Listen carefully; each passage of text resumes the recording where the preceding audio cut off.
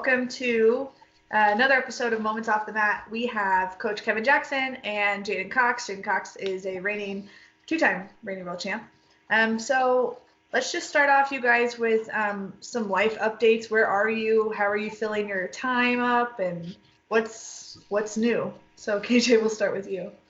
Well, just spending time with the family. Obviously, doing a lot of video conferencing with USA Wrestling, the national team members, trying to stay up to date with what Jaden's doing. We've kind of been apart from each other for the last couple of weeks, me not being able to assist in his training at all, which is a little bit of a downer for sure. And, I'm used to being in the wrestling room every day, a couple times a day, and not having those opportunities to be around athletes and coach, doesn't make me happy.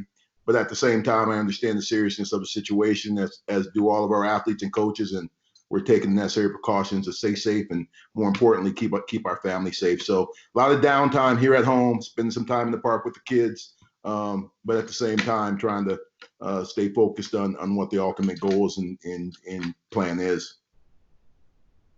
Yeah, I'm kind of I'm on the same boat as KJ. Obviously, we understand the situation, and it's like, even with the previous things I've said, especially in like interviews about how about competing and how the seriousness of this, it's definitely with a heavy heart that I say those things, but it's definitely it's understanding that there are more important things and that there are more valuable things at stake than our opportunities right now. And it is hard. It's hard not having coaching around. It's hard not having partners around. I still work out. I pull out my car out of my garage and get some lifting in. Dustin Kilgore brought some weights over, so get some lifting in, get some stance of motion in, get some runs in. Actually, just yesterday I didn't run because I was afraid my bag was going to break, but I went on a walk with about 50 pounds in my bag, and went on a 2-mile walk. So I mean, it's just doing little things that I can to stay in shape, stay ready. I still have my lifting coach sends me workouts that I can do, and I'll work out across the way at the park, and just trying to do as much as I can within the scenario that we're in, and do as much as possible.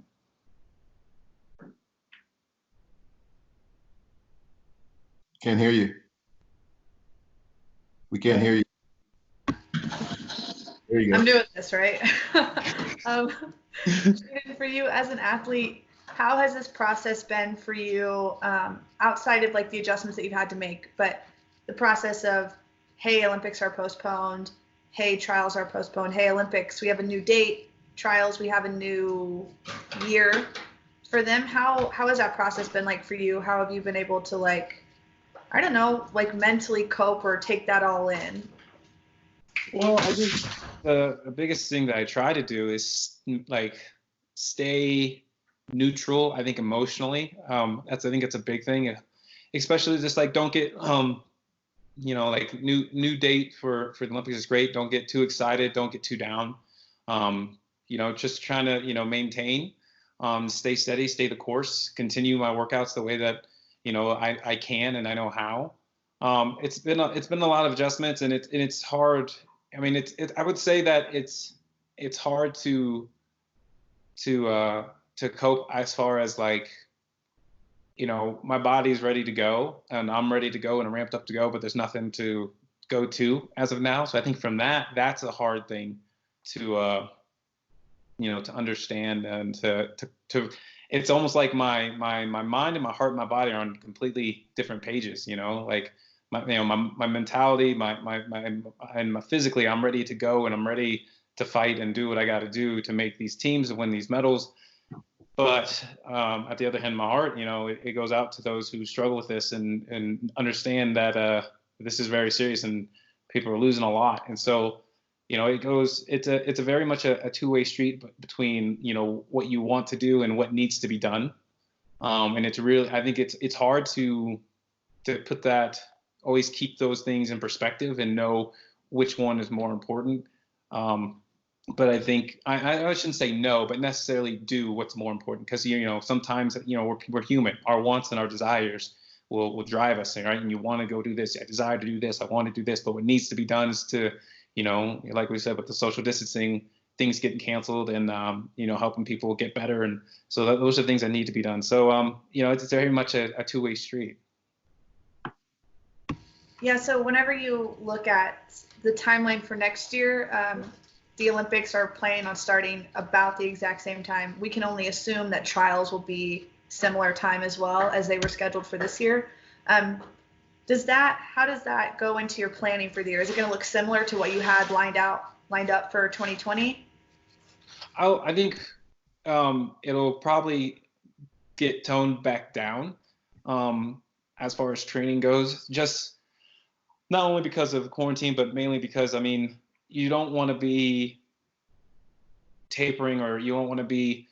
I think if anything, for me, it allows for me to have more time to even get even better and prepare even more. Um, and so I think the hardest thing has been for me is the calming down. You're not going to wrestle. You're not going to go out there and compete, you know? And so that's been a really hard thing, because this is something I've been working on, not only for months, but like for the last however many years, since 2016. You know, I was working to the next Olympics, right? So you have all this work going into it. And so being able to draw back and pull back on it is probably the toughest thing that I'm having to deal with. But at the same time, I think it's also kind of like almost like a cursed blessing, because it allows for me to have the drive and motivation still to get up every morning. Hey, go to work, you know, get a workout in, do the workouts that you're getting sent and stuff. So I think that it's a double-edged sword for sure. And, you know, I just try to do my best to work through that. And then as time comes back, you know, and hopefully, you know, we get a hold of what's going on with COVID-19, and we're able to get back to our normal routine, with me being with KJ and with my trainers at the OTC. And, you know, we can start amping it up a little bit more, and tapering off, and being even more prepared than we were for this year. Yeah, so how does does this allow more time for you to get bigger, or are you planning on that? How does that go with your weight change? Honestly, getting bigger isn't necessarily what I'm aiming for. I'm looking more so to stay the size I am right now. So I've already gotten bigger. So maintaining that size is probably what the number one key for me. And yeah, like it's just, you know, making sure that whatever comes, however it comes, and when it comes, that I'm prepared for it mentally, physically, spiritually, in every way that I possibly can be, and just prepare to be, you know, to go to battle when you're asked to, and fight the ones that you have to now. KJ, is there anything in your career that's remotely comparable to everything that's going on now? Yeah, for sure. As a national team coach in 2001, 9/11 hit. We were weeks away from wrestling in a world championship in New York. Immediately, that tournament was postponed. It was probably 4 months later that we wrestled the world championships in Bulgaria. I think Kale had to pull out of that. Kale did pull out of that event. That's the year that Eggum went on and won a silver medal, replacing Kale at the World Championship. So I've been through similar things. In 2002, prior to going to Iran, we had a threat of violence towards our U.S. team, and we missed the whole 2002 World Championships as a team. And we had a couple guys on that team that had only made one world team, and that turned out to be their only world team that they made. So had some similar situations. Obviously, this is a once in a lifetime thing that's happened right now. So we're dealing with this much differently, because the biggest difference for me and us is we don't have access to wrestling rooms. We don't have access to wrestling mats. We don't have access to partners to train with. And so I think this is probably going to be the longest time that the country has spent off the wrestling mats individually. So it's much different than what I've went through in 2001, but kind of similar in the fact that it was postponed to a later date, and we still were able to stay focused, stay locked in, and then compete at the event later on in the year.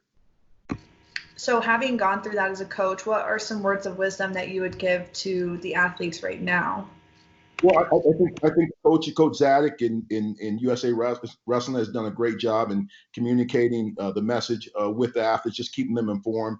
I mean, I think the biggest issue, the biggest concerns is the unknown. You don't know. I don't know when Jaden's next competition is going to be. I don't know the next time I'm going to be able to put him through a workout or put him through a training session. I don't know when the next USA Wrestling Camp is going to be, when UWW is going to let us know when is there a Cadet World Championship, a Junior World Championship. So the unknown, I think, is really more the issue than anything else, because it's hard to make plans when you don't have a rock solid date. So I'm happy that we have a rock solid date for the Olympic Games. I think that puts things in perspective, that we're still going to have that opportunity to win gold medals and to make Olympic teams. At the same time, we have a season to look at, and most of the time our planning starts with training camps, our next competition, and so on and so forth. So I think that's the most difficult part of it, is the unknown. And so hopefully we can start piecing together what that looks like in the very near future. But it all depends on, how this corona virus turns. Yeah, and KJ, earlier in the first question, I think you touched on, you don't get to see Jaden every day, so now you guys have to communicate virtually. I want to hear from both of you guys what that's been like, and how you've kind of been able to either grow in your coach-athlete relationship, or any innovative ways that you've found to coach Jaden remotely. Well, I'll start. I mean, we went as long as we could, as far as our one-on-one training. I mean, we went to the park and we trained. We had Kilgore, who, we're also social distancing, and so we knew who Kilgore was spending time with, and he knew who Jaden was spending time with, and they know who I was spending time with. But we were still kind of stretching the boundaries a little bit. So we were going out to the Air Force as long as we could, until the Air Force was shut down. Or went on lockdown, and then we started going to the park, and luckily we had Dustin that brung over weights and equipment, and so we were really, still had that connection, still had the one-on-one, still had the day-to-day communication and contact and training for a few weeks after even the Olympic Training Center shut down. But once the state and the country started going on the quarantines and the lockdown, we made the decision that we were going to do this in the best interest of our families and of ourselves, to separate. And it's tough, right? We're used to seeing each other every day in the wrestling room and being able to communicate and talk. And so our communication isn't as much as we would have had if we're seeing each other every day. At the same time, I try to touch base, shoot him a text message every day or every other day, just to make sure he's doing all right. Not just from a training standpoint, because that's least of my concerns is Jaden Cox going to be ready when it's time to be ready. I'm more concerned about just maintaining our verbal communication and checking up on him from a attitude standpoint, from a mental standpoint, because this is something that's very difficult to deal with when you're on the verge of making an Olympic team, on the verge of going to to Japan and wrestling for a gold medal, and then all of that is not going to happen. And so you've built up this year or maybe 4 years of work, and you're ready to almost explode, and then you can't. Then you don't have the ability to do that. And so I think that's probably the toughest part for the athlete, is just, what do I do with this energy now? What do I do with this mental focus that I have? What do I do with this? This abundance of confidence that I have right now. What do I do with the time that was going to be spent right now in preparation to make this Olympic team?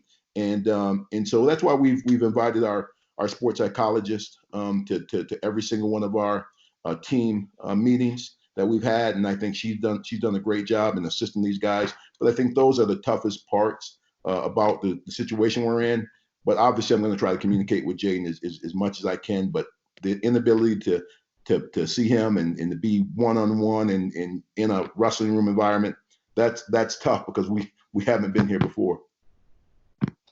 Yeah, I mean, it's a big change, but I think I remember once I got the news, not only that, my trainers couldn't work with me, but KJ couldn't work with me. I admit that I was upset, and I was angry, but at the same time, you have to put things in perspective, right? And you got to take some time, and you got to breathe, get through it, and understand it, And it doesn't necessarily make things better, but at least it makes things.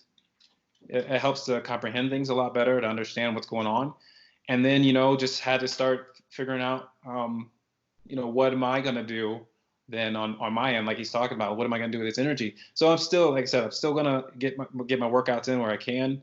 I'm still going to, push myself. I mean, I've been doing some really, I wouldn't say really weird, but just, I've been looking for ways to test myself over. Like the other day, I put 135 pounds on a barbell and went for a run around the park. Went ran laps around the park with the barbell on my back. Like it's just like Be careful. Be careful out there. Come on.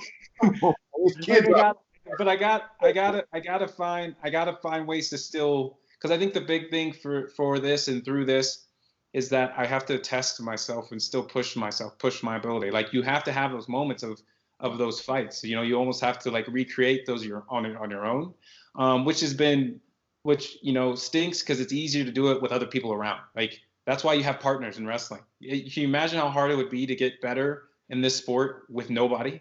Like it's very difficult, and there's very few people that could do it at a very constant rate or constantly do it year after year and become better and become better.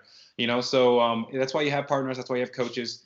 They help make the process of getting better easier for yourself. So, and they force you to test yourself. Your partners force you to test yourself. Your coaches force you to test yourself. So I'm having to do that on my own, and it was hard, but it's been fun to have to be creative, innovative, and figure out what I need to do to push myself in little ways here and there.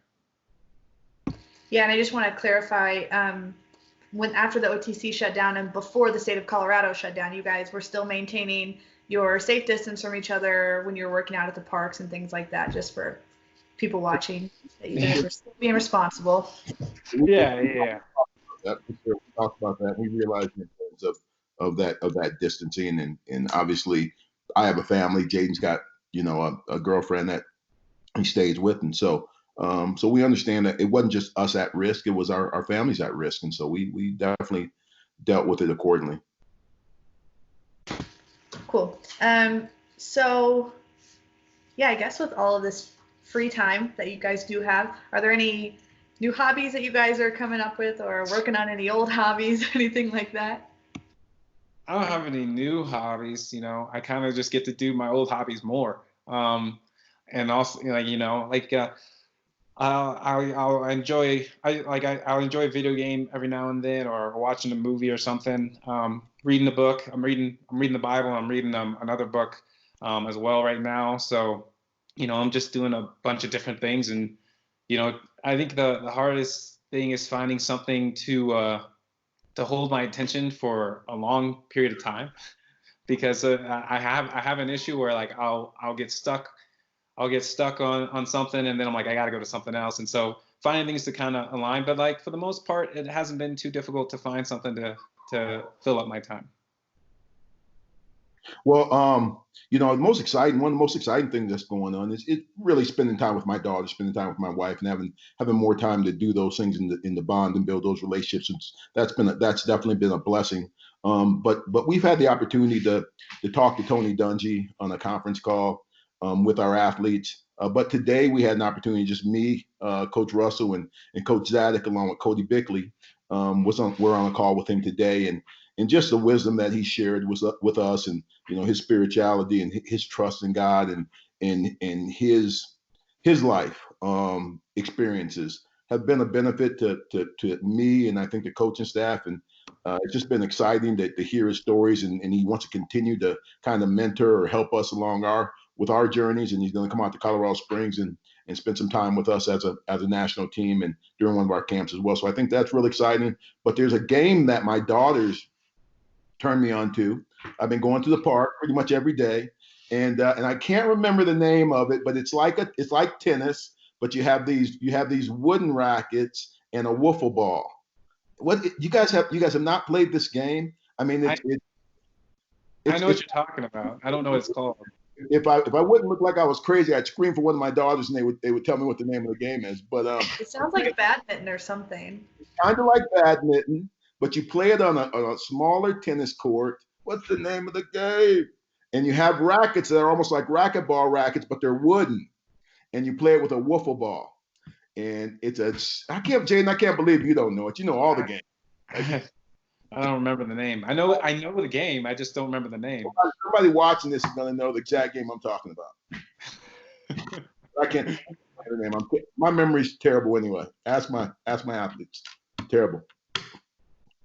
And KJ, I saw a tweet from you. Well, I've seen a couple tweets from you. It looks like you're on TikTok with your family. First off.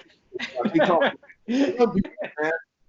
Don't put your head down. And I'm old, dude. I can only move so much, but I try my best. They put it out, and once they put it out, I gotta retweet it, right? I gotta show my support for my girls. But my daughter she plays volleyball for the University of New Orleans. Their athletic department's social media picked it up and put it out, and she was so embarrassed. She was so mad that my daughter barely actually let it go. But I tried my best. Tried my best. And you also tweeted, I think last night, it was just Ozark with a bunch of exclamation points. Are you watching that? You guys watching that? No. Watch Ozark. I haven't seen it yet.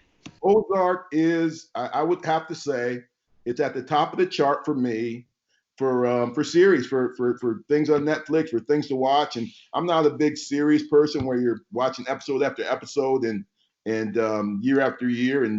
But this Ozark is the truth. I mean, it's great acting, great drama, exciting. It's a new Godfather. It's a new Godfather of our times. I'll have to check it out. I'm watching I'm watching The Witcher and The King's Letter right now. Those are the two shows that I'm watching. Yeah. So I just finished the last season on Netflix, at least on my block. So that was something I got into a little bit. So yeah. I got a few shows that I'm looking into. My husband and I just got we just got cut off on Westworld. So that's a real deal. I watched that. Good. And Niall's seen Ozark, but I haven't yet. So I think there's a new season out. So he's like, you gotta catch up. So. Yeah, we finished the last episode last night. So I don't know what we're gonna do now. Isn't that heart-wrenching when you finish the show and you're just like, I didn't plan for this. You didn't have anything to go after it. Like you get depressed all of a sudden. Like what are we gonna do now? Yeah, it's pretty bad. I've been vocal about it on our USA Wrestling chats, but KJ, if you haven't seen Tiger King yet, Jaden, I know you and Amanda hadn't seen it yet. That's crazy. So I saw it on the Netflix. It was literally in my recommendations, my thing is I don't want to start too many shows at once, but you made it seem like I'm those 2 shows I might have to add to the list, but at least I'll have 4, and so whenever one ends, I'm not completely broken down. I have another one to go to. Yeah, Tiger King's a trip. Tiger King is it's crazy. It's crazy. I grew up in Oklahoma, obviously, and I would see the sign for that zoo on the way to church camp every year, and I always begged my parents to let me go, and they never did. And now I'm like, thank you. Made it They probably knew before you asked that they weren't gonna take you to that one. So I watched that one, dude. It was good. It was good. KJ, there's some big news coming out of your family. I saw that your son just got engaged. So yeah, I think quarantine's going to do a couple things for you. If you're with a female or with your wife, it's going to confirm that you're deeply in love, or it's going to drive you apart. And my son, during this quarantine time, decided that I can live with her. I can keep her. So he got engaged, and we're excited for him. She's a great girl. They've been together for 5 years, and they were both excited about it. And he called me the day before and told me he was gonna ask for her hand, and I congratulated him, and she said he sweated the whole time. He was soaking wet prior to asking. But yeah, we're excited for him, and she's gonna be a great addition to our family. Awesome. Well, congrats. Yeah. Now I'm just going to go through, we have a little bit of time, so a couple rapid fire questions. About because I haven't read the article yet, but you recently did something that's getting a lot of talk on your wrestling's website, and I think because I saw Tyler Graff, and that's a great one. Like, who would be a spy? I think you said who would be a spy, and everyone picked Tyler Graff, and that's a perfect pick. But I haven't looked through, I haven't read the article yet, but I was talking to Bill and Joe about it today, so I'm gonna go on there and read through who was picked what, and because everybody's talking about it. I honestly just looked that up on Instagram, on the Instagram post, and Yanni had tagged Kyle and just laughed because he got most opinionated. I don't think anyone else put another name. Yeah, Kyle Dake for most opinionated. Oh, And then, Kyle Dake got most opinionated. Oh, and that's then, well then Dake responded saying like, dude, I put my own name on that one. And so it's just, I thought it was really, really cool. I thought it was really accurate as well. It was really fun. I think Gwiz getting the best hugger, he had said like, I don't hug, so I can't prove it. And so I think people went off some of those things, like how they imagined it. Cause like I'm gonna be honest, I haven't hugged really anyone on the team. And I already had told you my vote for the best hugger. I was gonna give it to Mike Machiavello because I've given him a hug. But yeah, Mike would be the one. Yeah, to get the best hug. So I'm like, who would be the most comfortable with the hug? I guess I was what I went with, And so I guess Mike. I feel weird saying this. So Gwiz, please don't be mad. don't be weird. I'm just like maybe Gwiz would be the most comfortable to hug. I don't know. I think he might look like the person that you want to hug the most. That might be the more accurate explanation for why he was chosen. Because I haven't seen him give too many hugs either. Yeah, I'm not gonna test it though. Like I'm not gonna go to him and test that. Yeah, we're gonna be in our next camp. Everybody's be walking around looking for a hug. Who's the most hug? Yeah. First thing at team camp, hey, everybody hug everybody. We're gonna figure this one out. All right. We're not. Guys, like, hey, it's not me. Split between Adam Kuhn and Nick, and I think Nick had one more vote than Adam did, and so I said it must be a heavyweight thing. Yeah. I can see Adam as more of a hugger. I can see Adam as more of a hugger kind of guy, but maybe not because I haven't seen him hug anybody. But maybe. I don't know because Adam looks like I don't want to say because the game face wise, like Adam to me looks meaner, like like just like when he just gets in the zone, he's just like he's just zoned in. Like in the zone, everybody's a little different. He's in the zone. He's scary. He's scary in the zone for sure. Yeah, that was definitely a fun article. KJ, check it out when you can. It was a lot of fun. Yeah, I'm gonna get off and take a look at it. Yeah. So let's jump into a couple of rapid fire. We have a little bit of time. My first one that I made sure to write down because I wanted to hear. I want each of you to give me 3 words or phrases to describe the other person. I'll give you a second to think about it, but whoever's ready, just jump in. This might not be fair because he might not treat me right. He might. So who's going first? You can go first. I gotta think. 3 words in a row, or do we do? He does one. I do one. What? How's it gonna work? We could go back and forth. That could work. All right.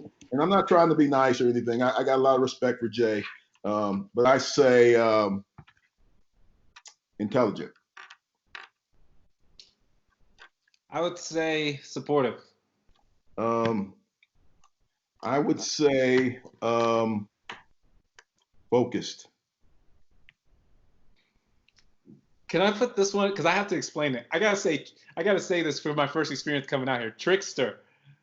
And the only reason I say that, I got one reason I say that. The first time I came out to Colorado Springs almost 2 years ago, and he said we are gonna go do the incline. I'm like, we're gonna do it together? And he said, yeah, we're gonna do it. And then he said, and then he says, we get there and I'm all ready to go, and he's like, in sweats and stuff because it's early in the morning. And I'm like, man, it's gonna get pretty hot. And I'm like, you ready to go? And he's like, yeah, go do it. And I was like, what do you mean? He's like, no, you're gonna go run. And I'm like, aren't you coming with me? He's like, I ain't training for nothing. I'm not training for anything. I've had that philosophy for a few years now.